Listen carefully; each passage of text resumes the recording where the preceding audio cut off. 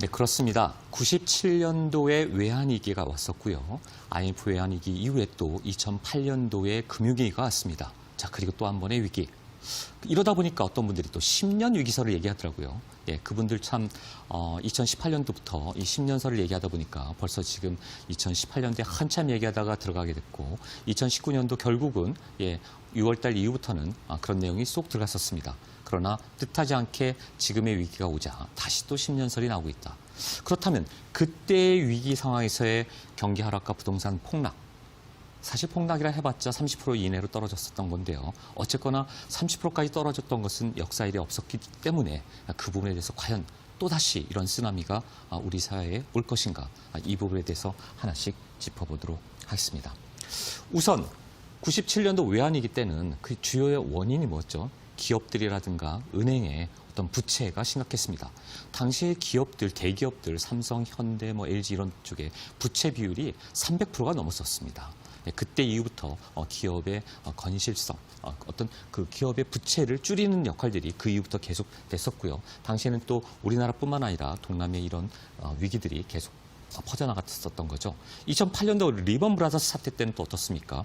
미국에서 시작된 그 모기지 때문에 이런 게 생겼던 거죠. 주택담보대출로 인해서 그때 갑자기 해외 자본이 급격히 빠져나갔을 때 그때 위기를 겪었던 나라가 깨달은 학습 효과가 있죠. 외환 보유고가 대단히 중요하구나. 갑작스럽게 해외 자본이 유출되니까 그 경제가 위기에 빠지고 경기가 하락하고 주식과 부동산 시장이 출렁이는 큰 폭으로 떨어지는 일이 발생된 겁니다. 자, 그렇다면 지금의 위기는 또 어떻게 됩니까? 이때는 대부분 한 나라에서 다른 나라로 전파되는 시기였는데 지금은 동시다발적으로 생기고 있다. 특히나 또 공장이나 생산의 시설이 중단되고 가동이 중단되면서 실물 위기가 오기 때문에 다들 불안에 떨고 있는 그런 위기 상황이라는 게 조금씩은 다르지만 공통점을 가지고 있습니다.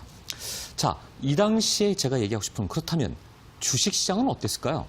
재미난 거는 당시에 이게 이제 학습 효과가 되다 보니까 지금 이런 것들이 반영됐다는 거죠. 보시는 바와 같이 97년도 792포인트까지 가다가 288포인트 떨어집니다. 무려 코스피 지수 하락률이 64%, 60%대가 넘게 떨어졌고 코스닥은 반토막이 났죠. 2008년 금융위기 때 거의 85까지 갔다가 892. 코스피 지수가 무려 57%가량 떨어집니다. 그 당시에 코스닥은 무려 70%까지 떨어지죠. 어마어마하게 많이 떨어지는 거죠. 자, 이러한 학습 효과 때문에 그런지 이번에 위기 상황이 오니까 갑자기 큰 폭으로 떨어지기 시작했는데 자, 2200포인트까지 가던 것이 1457포인트 떨어지고 지금 계속 이런 식의 반등을 효과를 보고 있는 거죠. 자, 예전에 비하면 60%, 70%까지 떨어졌어야 된다 한다면 2200포인트가 아니라 거의 1200포인트, 1100포인트 이렇게까지 1000포인트 언저리까지 갔어야 된다는 거죠. 그러나 순식간에 반등하고 결국 35%까지 떨어지다 지금은 1850, 60 선이라고 볼 때 과연 20%도 안 떨어진 거죠. 자, 어떤 상황일까요? 그때의 학습 효과가 있기 때문에 주식시장은 어떻습니까? 급반등을 하더라. 특히나 외환위기 시절, 특히 금융위기 시절 2008년도에 130%대까지 다시 반등하는 그런 학습 효과가 있었기 때문에 주식시장에 사람들이 많이 투자를 하는 게 아닌가 싶습니다. 그러면 주식시장이 아닌 부동산은 어떨까요? 부동산 대단히 중요한 통계 자료를 제가 여러분한테 보여드리려고 좀 가지고 나왔습니다. 자, 97년 외환위기 때 보시면 어마어마하게 많이 떨어졌죠. 이래서 그때 25%니 30%니 얘기가 나오는 겁니다. 이 보시는 표에처럼 지금 여러분 보시다시피 주가가 파란색이거든요. 파란색이 쭉쭉쭉 떨어지니까 갑자기 난생 처음 본 정말 대한민국에서는 있지 않았던 말 그대로 단 한 번의 어떤 위기를 겪지 않았던 곳에서 커다랗게 충격으로 다가와서 IMF 때 무려 어마어마한 폭으로 빠지기 시작합니다. 자, 2008년도는 어떻습니까? 2008년 때는 이미 또 한 번의 학습 효과가 있어서 그랬는지 주가가 훅훅 빠져서 아까처럼 코스피는 70%씩 빠지고 60% 빠지고 그다음에 코스닥은 70%까지 빠지는 그런 상황에서 어떻게 됩니까? 여러분 여기에 주목하셔 보인다는 거죠. 예전처럼 심각하게 빠지지 않더라는 거죠. 대단히 중요한 여러분 이 포인트를 여러분 보셔야 되는 겁니다. 한 번의 위기를 겪고 나니까 말 그대로 학습 효과가 생기고 지금도 마찬가지죠. 자, 주가가 35%까지 쭉쭉 빠졌지만 여러분 부동산은 그럼 그렇게 빠졌습니까? 이때 한 번에 또 학습 효과가 나타나는 거죠. 자, 그러다 보면 부동산은 결국 어떻게 됐더라? 서서히 우상향으로. 여기는 갑작스럽게 또 우상향으로. 꺾이지 않는. 이래서 안전자산에 투자를 해야 된다. 주식처럼 막 가슴 철렁이게 만들고 롤러코스터 타듯이 만드는 게 아니라 결국은 정답은 부동산이구나라는 것들을 또 학습하게 되는 그런 학습 효과가 있었다는 거 기억해 주셔야 될 것 같습니다.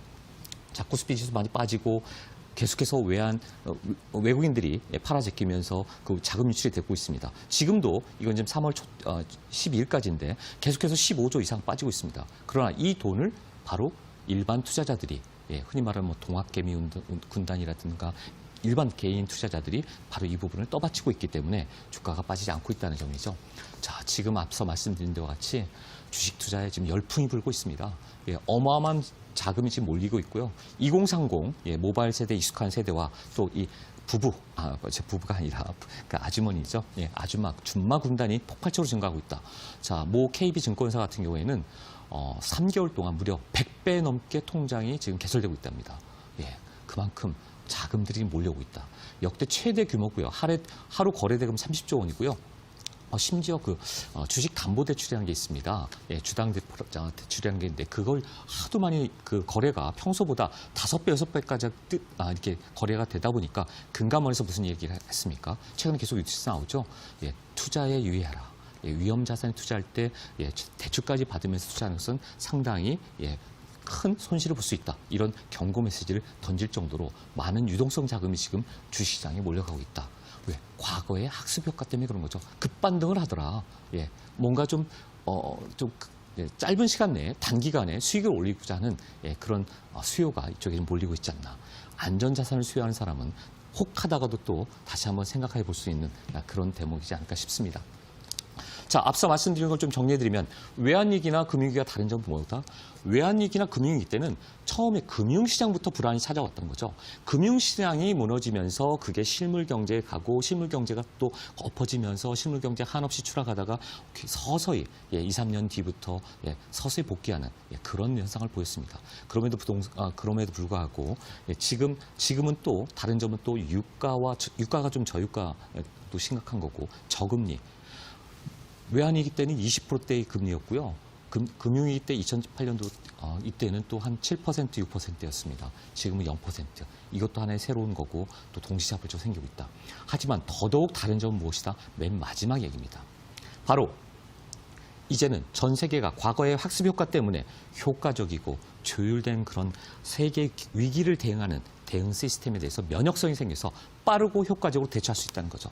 그러다 보니까 어떤 위기 상황에서는 어떻게 대처해야 될지를 너무 잘한다는 거죠. 그렇기 때문에 지금의 위기 상황은 분명히 극복이 될 것이다. 그렇기 때문에 비관적으로 볼 필요가 없다는 것을 저는 오늘 강조해드리고 싶습니다. 분명히 극복이 된다. 그렇다면 지금은 어떻게 보면 이런 전례 없는 여러 가지 모든 대책들이 나오고 있는 상황에서는 오히려 지금의 위기 순간은 바로 투자의 타이밍이다. 바로 지금 위기를 기회로 삼아야 된다는 것을 제가 말씀드리고 싶은 얘기입니다.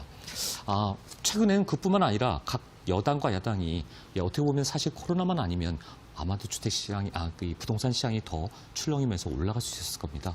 각각에서 내놓은 여러 가지 그 대책들이 상당히 보면 호재로 볼 수 있거든요. 청년 신도시 여러 가지 나오고 있습니다. 청년주택 나오고 있는데 특히나 용산 코레일 부지에 5만 호를 공급하겠다. 선거 공약입니다. 용산은 반드시 개발이 될 수밖에 없다. 코레일 부지 개발하겠다. 강력한 의지를 이번 선거 공약 때 붙여주고 있습니다. 아파트도 100만 가구를 주겠다는 등 여러 가지 호재들이 나오는데 특히나 상한가 전면 폐지, 신도시 재건축 재개발 규제 완화, 주택담보대출 기준 완화, 그리고 또 종부세라든가 세율을 어떻게 보면 조정해서 감면하겠다. 이거는 이낙연 전 총리도 종로에 나오면서 했던 얘기들이죠. 여당과 야당이 아마 총선 이후에는 상당히 부동산 쪽에는 더 좋은 호재들이나 공약들이 실시되지 않을까 싶은 생각 한번 예측을 해봅니다. 특히나 여당과 야당이 지금 강조하는 이것들 때문에 코로나 직전에 풍선 효과가 수원이나 용인이나 이쪽에 성남 쪽에 많이 떴죠.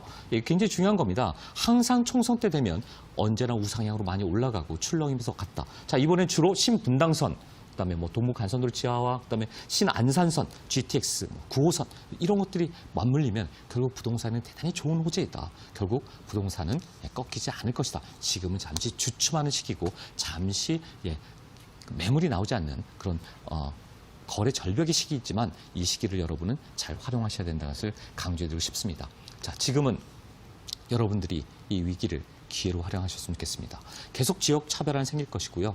예, 공급은 계속 부족한 상황입니다. 그렇다면 저금리의 넘쳐나는 유동성에 전세값은 계속 올라가고 있죠. 공급량이 없으니까요. 내년, 내후년 거의 2, 3년 동안 지금 공급량이 턱없이 부족합니다. 결국 부동산 값을 끌어올릴 수밖에 없는 여러 가지 상황들이 앞으로 계속해서 기다리고 있다. 그렇다면 지금을 활용해야 된다는 것을 제가 강조해드리고 싶습니다. 어디에 투자를 해야 될까요? 예, 투자처는 여러분 곳곳에서 여러분의 가지고 계신 여러분의 투자 전략을 저와 함께 상담해 보십시오. 예, 선착순에 한해서 제가 10분한테는 무료로 방향을 어떻게 설정하고 어떻게 투자할 건지에 대해서 제가 방향을 잡아드리도록 하겠습니다. 코로나라고 지막해지지 마시고요. 예, 마스크 쓰시고 1대1로 제가 안전하게 상담을 해드릴 테니까 한번 용기를 내서 예, 찾아오시기 바랍니다. 전화 주시면 상담자 하나에서 무료로 상담해드리도록 하겠습니다. 제가 좋아하는 프랑스의 대문학가가 이런 얘기를 했습니다. 예, 빅토르 위고죠. 유명한 이분이 아무리 어두운 밤이라도 끝이 나고 해가 뜰 것이다. 예, 영원한 건 없습니다. 오히려 지금 시기를 위기를 기회로 삼으시기 바랍니다. 여러분에게 현명하게 시청자 여러분이 투자할 수 있도록 그 투자의 방향을 설정하고 제가 옆에서 항상 도와드리도록 하겠습니다. 저를 기억해 주십시오. 이상입니다.